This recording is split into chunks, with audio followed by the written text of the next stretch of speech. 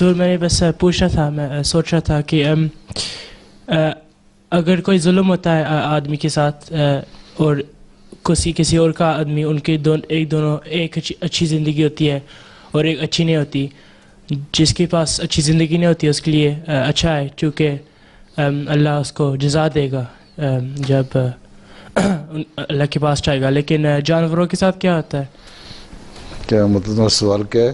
اگر کسی پہ ظلم ہوتا ہے، جی ظلم ہوتا ہے، اس کے بعد پھر اچھی زندگی کیا سوال ہوا؟ ہاں، اور اللہ جب اگر اللہ کے کسی پاس پہ جائیں ظلم گے. ہوتا ہے اور ختم مر جاتا ہے وہ ہیں، جی اور یہاں تو اس کو اللہ تعالیٰ اس کو جزا دے گا، ہیں جی ٹھیک ہے نا. جزا سزا رکھی ہوئی ہے نا اللہ تعالیٰ نے.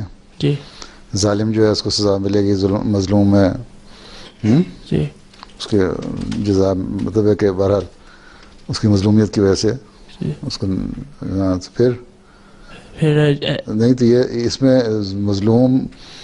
ظلم ہونے یا نہ ظلم ہونے سے کیا فرق پڑتا ہے؟ کوئی بھی نیک آدمی ہے وہ جب مرے گا اس کو جزا ملے گی، اور جو نیک نہیں ہے اس کو اللہ تعالیٰ کہتا ہے جس حد تک بھی سزا دینی ہے سزا دے گا. تو سوال کیا ہے کہ کسی اور جانور پہ ظلم کر سکتا ہے، اور جس پہ ظلم ہو رہا ہے اس کے لیے کیا ہوتا ہے؟ جانور ظلم کرے یا انسان جانور پہ ظلم کرے؟ دونوں دونوں. دیکھو جانور تو جانور ہے، اگر وہ انسان ہو تو اس کا نام جانور نہیں ہو سکتا. جانور تو ہر ایک اینیمل ہے نا، ہیومن بینگ بھی ایک اینیمل ہی ہے نا. جی جی ٹھیک ہے نا. لیکن جزا سزا اللہ تعالیٰ نے انسان کو صرف یہ اشرف المخلوقات ہے، سپریم ہے، سب سے ہیں ایک ہیومن بینگ جو ہے باقی جانوروں سے ہیں، اس لیے اس کو عقل دی ہے، جی عقل دی ہے اور ساتھ تعلیم دی ہے، روحانیت. عقل دی ہے اچھے اور برے کی تمیز کرنے کے لیے. ٹھیک، جی یہ اچھا ہے یہ برا ہے. روحانیت دی ہے انبیاء کے ذریعے سے کہ یہ دین ہے، اس کو اختیار کرو تو نیکیاں کرو گے، خدا تعالیٰ کے قریب ہوگے، عبادتیں کرو گے. اپنے اپنے مختلف انبیاء آئے اپنے اپنے زمانے کے مطابق، اور اس وقت انسان کی عقل کے مطابق تعلیم دیتے رہے. آخر میں حضرت صلی اللہ علیہ وسلم آئے اور ایک کامل تعلیم قرآن کریم نے دے دی. ٹھیک ہے. اب دونوں چیزیں دینے کے بعد اللہ تعالیٰ نے کہا کہ اب تمہیں اختیار بھی دے دیا میں نے، تم نیکی کرو گے، اچھے کام کرو گے تو تمہیں جزا ملے گی، جنت میں جاؤ گے. ٹھیک. برائی کرو گے، برے کام کرو گے تو تمہارے لیے سزا ہے، دوزخ میں ڈالوں گا. یہ بتا دیا. باقی جتنے جانور ہیں دوسرے، ان کو اللہ تعالیٰ نے نہ عقل دی، نہ ان کو پابند کیا کہ تم نے روحانیت اختیار کرنی ہے. ان کا ایک مقصد ہے، ان کا مقصد یہ ہے کہ جو تم لوگ ہو انسان، انسان جو ہے وہ اس کی خدمت کے لیے پیدا کیے. اللہ تعالیٰ یہ بھی فرماتا ہے کہ اگر میں نے فوری طور پہ سزا دینی ہو اور دنیا کو تباہ کرنا ہو تو میں دنیا میں کوئی جاندار نہ چھوڑوں. اس کا مطلب یہ ہے کہ انسانی زندگی ختم کرنے کے لیے دوسرے جانور ختم ہو جائیں، اگر پرندے مرنے لگ جائیں، جانور مرنے لگ جائیں، جنگل کے جانور بھی مرنے لگ جائیں تو انسانی زندگی بھی ختم ہونی شروع ہو جائے. یہ آپس میں ان کا تعلق ہے. ٹھیک ہے نا. تو وہ جانور جو ہیں ان کے لیے اگر تمہارا یہ سوال ہے کہ ان کے مرنے کے بعد یا اس کو ظلم کے بعد اس پہ اس کو جزا ملے گی نہیں، تو اس کے لیے نہیں ہے کوئی. اللہ تعالیٰ نے اس کو لیے کوئی معیار نہیں رکھا ہوا کہ تمہاری یہ کام کرو گے تمہیں جزا ملنی ہے اور یہ کام کرو گے تو نہیں ملنی. اور ظلم کس قسم کا ہے؟ اگر تم یہ بات کر رہے ہو کہ مثلا آج کل جو وائلڈ لائف کنزرویشن کے لوگ بڑے قائل ہیں کہ فلاں جانور پہ ظلم نہ کرو، فلاں پہ کرو، ہیں فاکس کلنگ پہ شور مچتا ہے یہاں کہ اس کو مارنا جرم ہے، ظلم ہے، فلاں ہے. تو اس کے لیے ایک طرف ایک گروہ ہے وہ کہتا ہے جرم ہے, دوسرا کہتا ہے کچھ حرج نہیں ہے. یہ جانور ہیں, ایک ہر جانور کے لیے اللہ تعالیٰ نے جس کو پیدا کیا ہے وہ انسان کے فائدے کے لیے پیدا کیا ہے. ٹھیک ہے, پہلے اصول بتایا نا کہ اگر میں زندگی ختم کرتا ہوں دنیا سے, اگر تمہیں ختم کرنا ہو انسانوں کو, تو انسانوں کو بھی چاہیے جو اللہ تعالیٰ نے چیز پیدا کی ہے اس کا استعمال ایک حد تک جو جائز ہے وہ کرے ہیں. تو کس جانور پہ ظلم کہتے ہو؟ اگر ہم مثلا بکری ہے, بھیڑ ہے, گائے ہے, تم اس کو ذبح کرتے ہو, تمہارے نزدیک کیا ہے, وہ ظلم ہے؟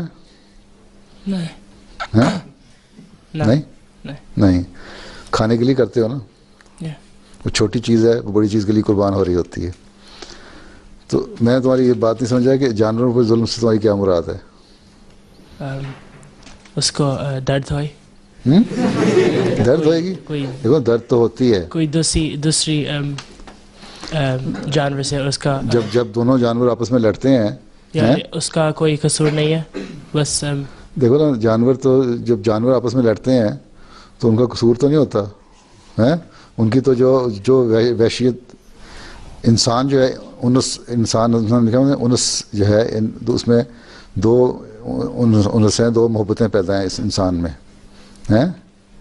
ٹھیک ہے نا, آپس کے تعلقات کی محبت ہے, خدا تعالیٰ کی محبت ہے, ہمدردی کا جذبہ ہے. تو یہ چیزیں بن جائیں, ساری چیزیں, ایک دوسرے کا خیال ہے, محبت ہے, پیار ہے, یہ جذبے جو ہیں یہ انسان کے اندر ہیں صرف. اللہ تعالیٰ کی عبادت ہے, اللہ تعالیٰ سے محبت ہے, نیک لوگوں کے ساتھ تعلق ہے, یہ تو صرف انسان کی خصوصیت ہے. جانوروں میں تو یہ خصوصیت نہیں ہے. باقی جہاں تک درد ہونے کا سوال ہے,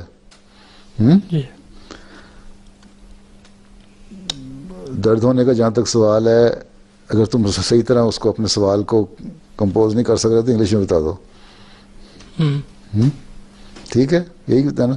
درد ہونے کا جہاں تک سوال ہے تو درد تو ہر جانور کو ہوتی ہے, ہر جاندار کو ہوتی ہے.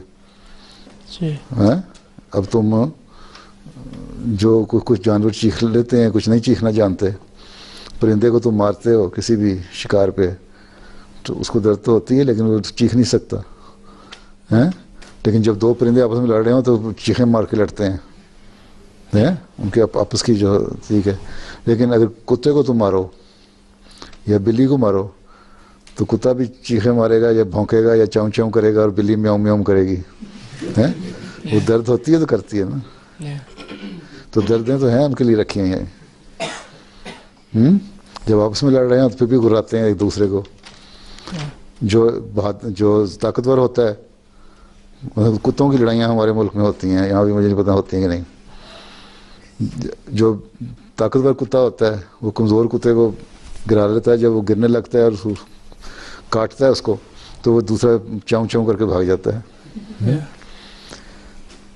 ٹھیک ہے, تو اگر یہ ساری باتوں سے تمہارے سوال کا جواب مل گیا تو ٹھیک ہے, اگر نہیں ملا تو پھر بتاؤ دوبارہ کیا کہنا چاہتے ہو. نہیں, سمجھ آ گئی ہے, آ گئی ہے سمجھ آ گئی ہے نا, تھوڑا بہت. تم اس کو اصل میں اپنے سوال کو صحیح طرح نہیں کر سکے, کیا سوال بنانا چاہتے ہو. دو سوال بنتے ہیں. ایک چیز ہے کہ انسان اور جانور میں فرق. انسان اور جانور میں وہ فرق میں نے بتا دیا. اس کو عقل بھی ہے, اس کے لیے روحانیت کا موقع بھی ہیں, نیکیاں کرنے اور برائیاں کرنے کے موقع ہیں, اس کے لیے اللہ تعالیٰ نے سزا رکھی ہے. جانور کو عقل نہیں ہے اس لیے اس کے لیے نہیں ہے. جانور آپس میں باوجود اس کے ایک سوسائٹی ایک سوسائٹی تو ہم کہہ سکتے ہیں ایک گروپ بن کے رہتے ہیں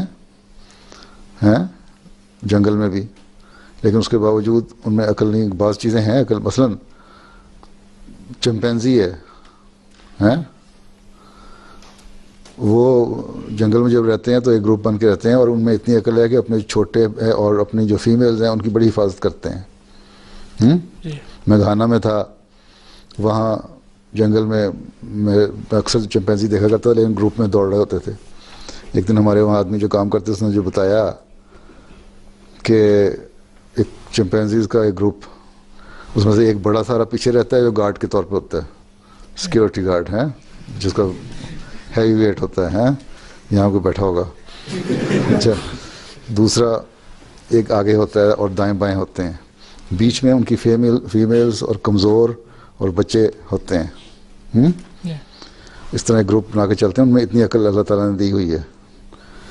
اچھا, ایک دفعہ یہ ہوا کہ وہ لوگ جا رہے تھے ہمارے آدمی, تو ان کے ساتھ کتا تھا. تو ان کو دیکھ کے وہ پورا گروپ جو چمپینزیز کا تھا وہ دوڑ پڑا جنگل میں جانے کے لیے. پیچھے ان کے کتا دوڑا. کتے کو تو عقل نہیں تھی نا, اس نے دوڑا اس کے پیچھے. اب کتا زیادہ تیز دوڑ رہا تھا, وہ قریب جب محسوس کیا نا اس پچھلے گارڈ نے چمپینزیز کے کہ کتا قریب آ رہا ہے, تو وہ وہاں بیٹھ گیا یوں رکھ کے ہاتھ ٹانگوں پہ, اور اگلا گروپ دوڑتا چلا گیا. اور جب کتا قریب آیا اس کے, تو اس نے ایک ہاتھ لے میں, جس طرح انسان نہیں مارتا کسی کو تھپڑ, وہ کتے کے منہ پہ مارا اور وہ لڑکیاں کھاتا ہوا کئی قدم دور چلا گیا. چیوں چیوں کرتا چلا گیا, واپس آ گیا اپنے مالکوں کے پاس. اور پھر یہ فخر سے چمپینزی جو بڑا تھا اپنے گروپ میں جا کے شامل ہو گیا. تو یہ اتنی عقل دی ہوتی ہے.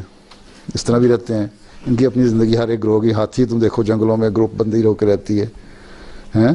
اسی طرح اور جانور ہیں, جب سمجھتے ہیں نا کہ شیر وغیرہ ہمیں حملہ کریں گے تو وہ اکٹھے ہو کے جاتے ہیں, سونگھتے ہیں بھوک, کہیں دائیں بائیں دیکھ رہے ہوتے ہیں, کہیں جانور نظر تو نہیں آ رہا ہوتا. تم وائلڈ لائف پہ پڑھو, دیکھو نا کوئی ڈاکومنٹری, تو تمہیں نظر آ جائیں گی چیزیں. تو جو میں سمجھاؤں تمہارے سوال سے, اس کا تو یہ مختصر سا یہ جواب ہے.